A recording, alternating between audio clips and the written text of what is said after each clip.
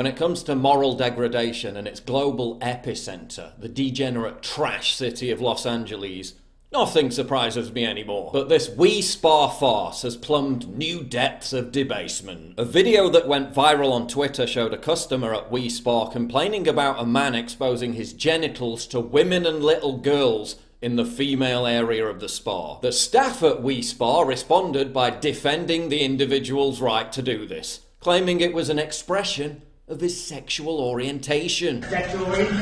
Yeah, really. Then the CEO of a trans lobby group who was interviewed by CBS Los Angeles said the woman who complained was, quote, horrible and had practiced, quote, violence against the individual who had flashed his genitals. And it's highly likely that the same individual was the subject of a 2018 complaint from a different woman who wrote about a naked man in the female shower section bragging about how many women he'd slept with. Los Angeles Magazine then highlighted a report from another spa in the city where a similar incident occurred. A rep for Century Day and Night Spa on Olympic Boulevard recalls a similar situation just weeks before the pandemic shut them down in spring 2020, in which a trans woman with everything reflected female on her driver's license caused an uproar among cisgender female clients by exposing male genitals in the female pools and lockers. She wouldn't really use the spas, she just sat at the corner of the pool with her feet in the water and her legs spread, or took front-facing showers, the rep recalls. People began to feel uncomfortable. It became very disruptive.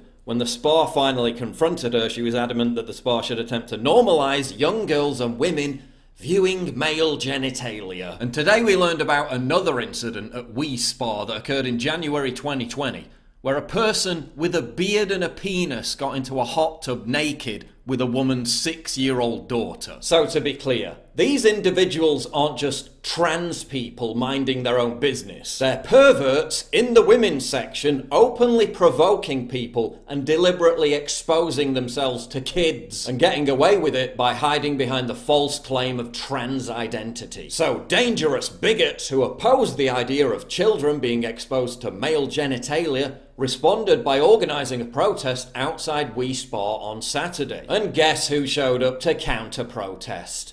Antifa. Of course it was Antifa. Because apparently, anti-fascism now includes the open endorsement of the right of suspected nonces to show their meat and two veg to kids. What kind of demented idiot would think it would be good optics to show up and counter-protest and violently attack people who want to protect kids from perverts? I'm getting the word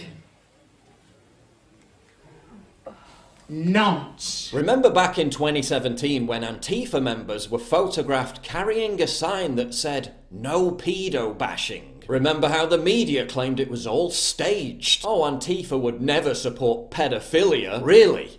Well, you might want to reassess that claim after what happened on Saturday. People who showed up to assert that kids shouldn't be exposed to testicles were viciously attacked by Antifa thugs. The mob surrounded and hit a woman with a skateboard. A street preacher was thrown to the ground and beaten. Another Christian preacher had his face split open. Another woman had her arm cut open with a knife. The mob assaulted a videographer. Another video journalist was assaulted with a club. A Hispanic couple were surrounded and had their signs ripped away. When a Latino man defended himself against the mob, police arrested him. They also tried to attack an Asian man wearing a rooftop Korean t-shirt. Others were also harassed and hounded by the mob. And again, for what? Protecting the right of children not to be exposed in public to male genitalia. It's no surprise to me that Antifa has firmly planted its flag in Camp Nonce. We've highlighted innumerable examples where prominent Antifa activists have turned out to be pedos and sex offenders. Their movement is just so righteously virtuous and morally upstanding, it just tends to attract those kind of people. They also previously attacked an anti-pedophilia event in Ireland. Hans,